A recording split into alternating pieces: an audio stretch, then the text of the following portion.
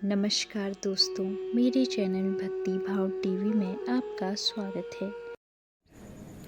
तो दोस्तों, आज के इस वीडियो में मैं आपको बताने वाली हूँ कांवड़ यात्रा का रावण से क्या है संबंध, कैसे शुरू हुई जलाभिषेक की परंपरा और जानते हैं इसके पीछे का पौराणिक महत्व।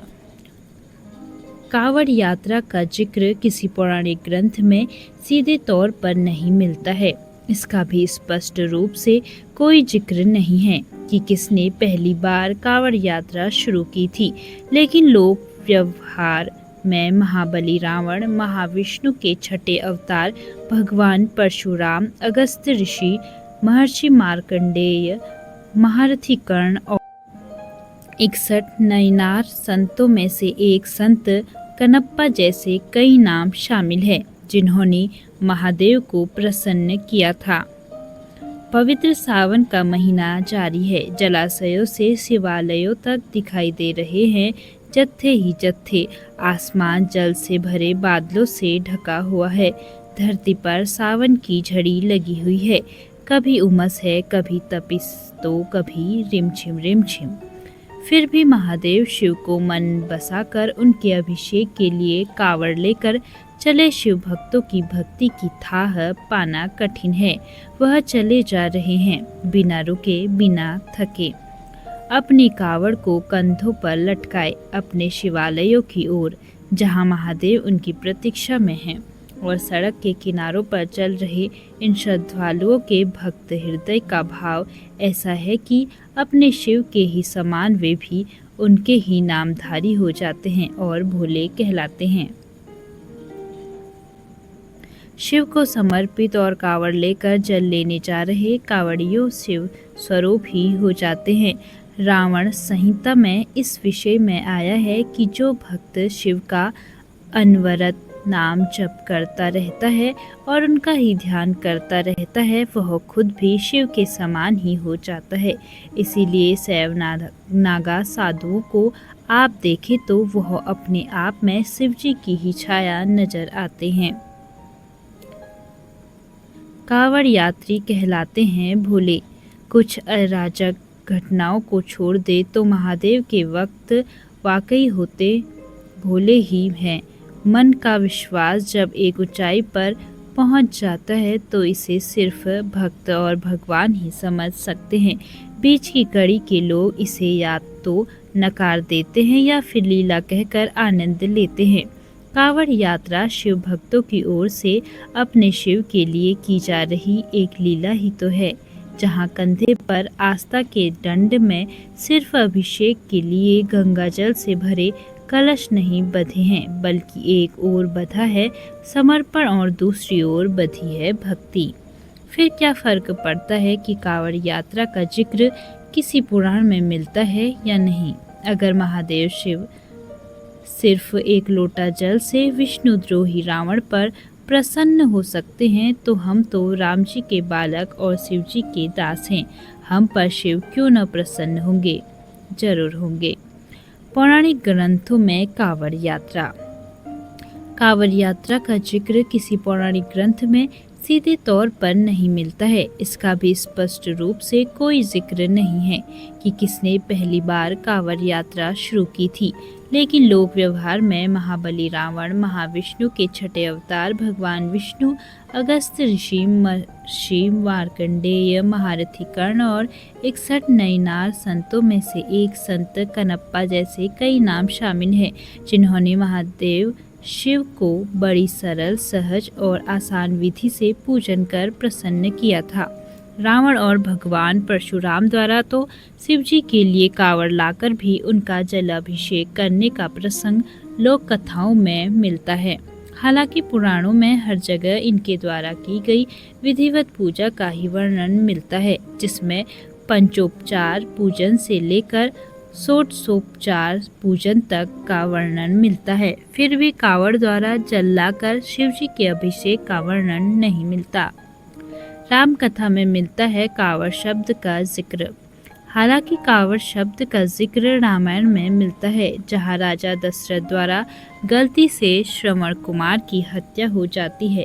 इस प्रसंग में जब श्रवण कुमार के चरित्र का वर्णन आता है, तब कांवड़ का जिक्र होता है, जहां पता चलता है कि श्रवण कुमार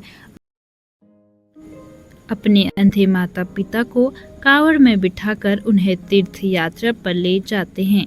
कांवड़ असल में तराजू जैसी आकृति का एक नमूना होता है। श्रवण ने अपने माता पिता को दोनों ओर बिठा लिया और कांवड़ कंधे पर रखकर चल दिए। प्राचीन काल की तीर्थ यात्रा की परंपरा। प्राचीन काल में तीर्थ यात्रा का एक नियम होता रहा है, जिससे तीर्थ में जाने से वहाँ का जल लेकर आगे बढ़ते हैं। इस तरह हर तीर्थ का जल इकट्ठा होता जाता है। तीर्थ यात्रा का आखिरी पड़ाव गंगा सागर या फिर सागर तट पर बसा कोई तीर्थ होता था। रामायण काल में सोमनाथ और प्रभास तीर्थ का बहुत महत्व था, जो कि सागर तट पर था। इसी तरह गंगा सागर तीर्थ, जहाँ कपिल मुनि का आश्रम था, वह भी अंतिम तीर्थ हुआ करता था। श्रद्धालु इन अंतिम तीर्थों में पहुंचकर सभी तीर्थों का जल चढ़ाया करते थे। श्रवण कुमार के माता पिता के पास एक छोटे कमंडल में सभी तीर्थों का जल था, लेकिन अयोध्या की बाहरी सीमा पर श्रवण कुमार की मृत्यु होने के बाद उन्होंने भी प्राण त्याग दिए थे। कांवड़ यात्रा और लोक कथाएं। पश्चिम उत्तर प्रदेश के तीर्थ क्षेत्र में दशानन रावण से जुड़ी कई लोक कथाएं प्रचलित हैं। यहाँ नोएडा के पास बिसरक गांव को रावण की जन्मस्थली बताया जाता है। मेरठ को मैराष्ट्र बताते हुए उसे रावण की ससुराल बताया जाता है। यही बागवत स्थित पूरा महादेव मंदिर को लेकर मान्यता है कि यहाँ पर खुद रावण ने गढ़मुक्तेश्वर से गंगा जल लाकर शिवजी का जलाभिषेक किया था, जबकि रावण से भी सैकड़ों वर्ष पहले भगवान परशुराम ने इस मंदिर में शिवलिंग की स्थापना की थी और 108 कलश से उनका अभिषेक किया था। भगवान परशुराम का कांवड़ से संबंध। हालांकि सीधे तौर पर किसी पौराणिक संदर्भ में इन स्थानों का जिक्र नहीं मिलता है, फिर भी इन जगहों का मान्यताओं और लोक कथाओं में परशुराम और रावण के नाम कैसे जुड़े हैं, इस बारे में कहना मुश्किल है। भगवान परशुराम ने 21 बार क्षत्रियों को जीतकर सारी पृथ्वी जीत ली थी। फिर शिव जी ने उन्हें रक्तपात से रोका और अगले अवतार की प्रतीक्षा करने के लिए कहा। तब परशुराम जी ने सारी पृथ्वी भगवान शिव, जो उनके गुरु भी थे, उन्हें दान कर दी और तपस्या के लिए महेंद्र पर्वत पर चल दिए। शिव जी ने अपना फरसा सागर में फेंक दिया और फरसा जहाँ गिरा वहाँ जल दोनों तरफ किनारे हट गया और जो भूमि बाहर आई उसे केरल कहा गया। दक्षिण भारत के शैव संप्रदाय में प्रसिद्ध है कथा। परशुराम जी ने वहाँ शिवलिंग स्थापित किया और सागर से कलश भरकर जल लाते थे और उनका अभिषेक करते थे। केरल के वडकुनाथ मंदिर के शिवलिंग की स्थापना परशुराम द्वारा ही बताई जाती है। संभवतः इसी प्रसंग ने उन्हें आगे चलकर पहला कांवड़िया घोषित किया होगा। दक्षिण भारत के शैव संप्रदाय में यह कथा प्रचलित है। रावण संहिता में मिलता है रावण की शिव पूजा का जिक्र। रावण की शिव पूजा का विस्तृत जिक्र रावण संहिता में मिलता है। एक बार रावण महिष्मती क्षेत्र पर विजय पाने के लिए गया। रास्ते में नर्मदा नदी पड़ी।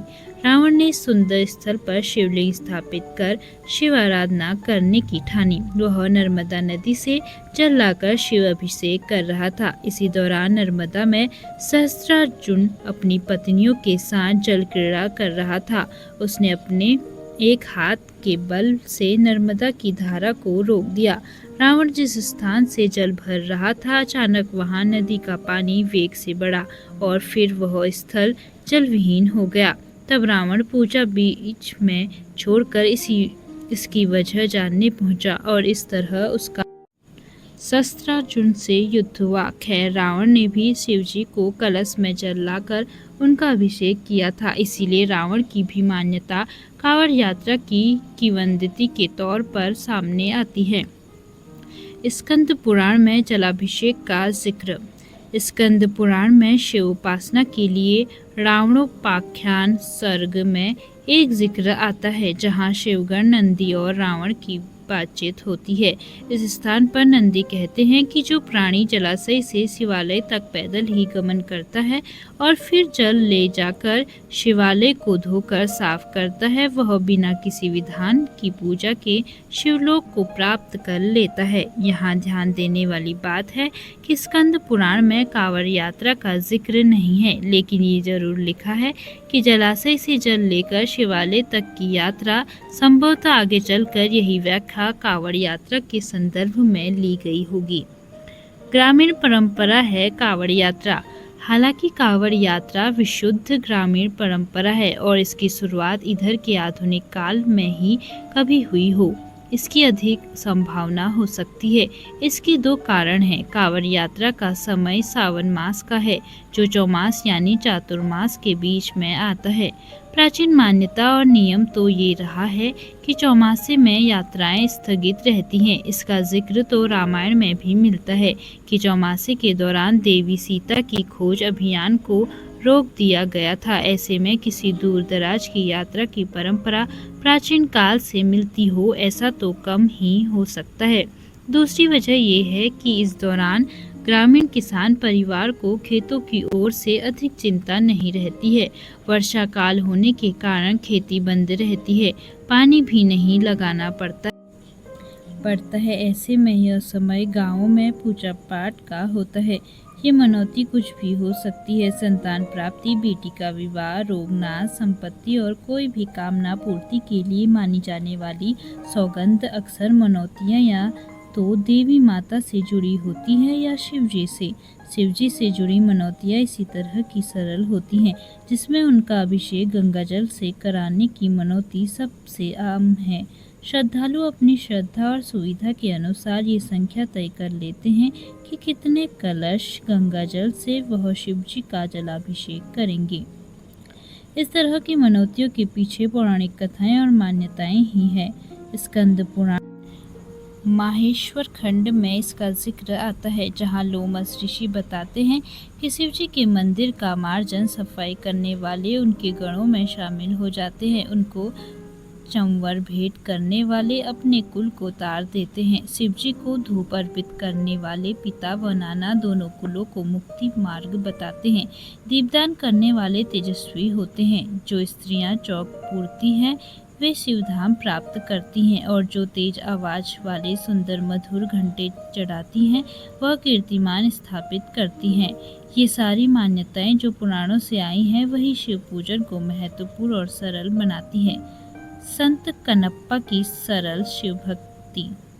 बात सरल शिव पूजा की आती है तो दक्षिण भारत के नैनार संतों में शामिल संत कनप्पा भी याद आते हैं। वह भील जाति के शिकारी थे, लेकिन जब शिवजी से उनकी लगन लगी तो वह अपने अनुसार उनकी पूजा में रम गए। कहते हैं कि वह जो खुद खाते वही शिवजी को अर्पित करते थे। एक दिन उन्होंने हिरण का मांस पकाया, जंगली पुष्प से माला बनाई और दोनों हाथ में मांस भूनकर पत्तों पर रखकर शिवजी की ओर चले। फिर सोचा कि पानी तो लेना ही भूल गया, इसीलिए वह पास ही बह रही स्वर्णमुखी नदी पर पहुंचे, लेकिन पानी ले कैसे? तब संत कनप्पा ने नदी में डुबकी मारी और मुख में पानी भर लिया। फिर शिवलिंग को उसी मुंह में भरे पानी से नहलाया, उन्हें मांस चढ़ाया और वन फूलों की माला भी अर्पित कर दी। शिव उनके इस भोलेपन से इतना प्रसन्न हुए कि प्रकट हो गए और उन्हें दर्शन दिए। ऐसे होते हैं शिव के असली भोले भक्त। इसीलिए शिवजी की कांवड़ यात्रा का जिक्र पुराणों में मिले न मिले, किसी रावण ने कांवड़ पहले चढ़ाई हो या नहीं, शिव भक्तों को इससे कोई फर्क नहीं पड़ता है। उनके लिए तो बस इतनी सी बात है, वे शिव के हैं और शिव उनके हैं। हर हर महादेव। तो दोस्तों, कैसी लगी आपको यह वीडियो? कमेंट बॉक्स में ज़रूर बताएं और कमेंट बॉक्स में हर हर महादेव लिखना न भूलें। और आप इस वीडियो को कहां से देख रहे हैं, कमेंट बॉक्स में ज़रूर लिखें। धन्यवाद।